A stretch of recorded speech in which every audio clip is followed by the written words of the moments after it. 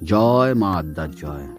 Hello আমার প্রিয় বন্ধুরা, আজকে তোমাদের সামনে আবার একটি নতুন ভিডিও নিয়ে চলে এলাম। আজ মা আদ্যাকে নিয়ে কিছু বলবো। আদ্যাপীঠ মন্দিরটি দক্ষিণেশ্বরের খুবই কাছে অবস্থিত, এটা সবাই তোমরা জানো। এই মন্দিরটি রামকৃষ্ণদেবের শিষ্য শ্রী অন্নদা ঠাকুর প্রতিষ্ঠিত করেন 1940 সালে। মন্দিরের প্রতিষ্ঠাতা অন্নদাচরণ ভট্টাচার্য স্বপ্নে আদ্যামার নির্দেশেই মন্দিরটি নির্মাণ করেন। ইডেনে একটি পুকুর থেকে আদ্যামার মূর্তি টেনে স্থাপন করা হয়। আমরা প্রত্যেকবারই দক্ষিণেশ্বর যাই, কিন্তু কোনোবার আদ্যাপীঠে যাওয়া হয় না। তো কী হলে এবারে মা আদ্যা হয়তো টেনেছে, সেই জন্য এবার আদ্যাপীঠে আসতে পেরেছি সপরিবারে। মা আদ্যা সকলের মঙ্গল করুন। এই মন্দিরটি খোলার সময় ভোর 4:30 থেকে 5টা, আবার সকাল 10:30 থেকে 11টা, আবার সন্ধে 7টা থেকে 7:30, আর মন্দিরের ভোগ আরতি হয় 10:30টায়।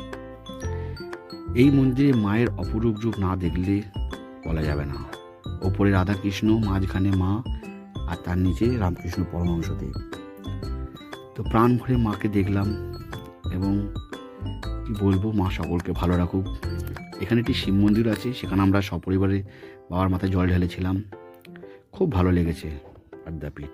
আর এই সেই বিখ্যাত আদ্যাপীঠের ভোগ মন্দির। এখানে 80 টাকার কুপন কেটে ভোগ খাওয়া যায়, এবং ভোগের মান খুবই ভালো। তোমরা সবাই যেও এবং ভালো থেকো।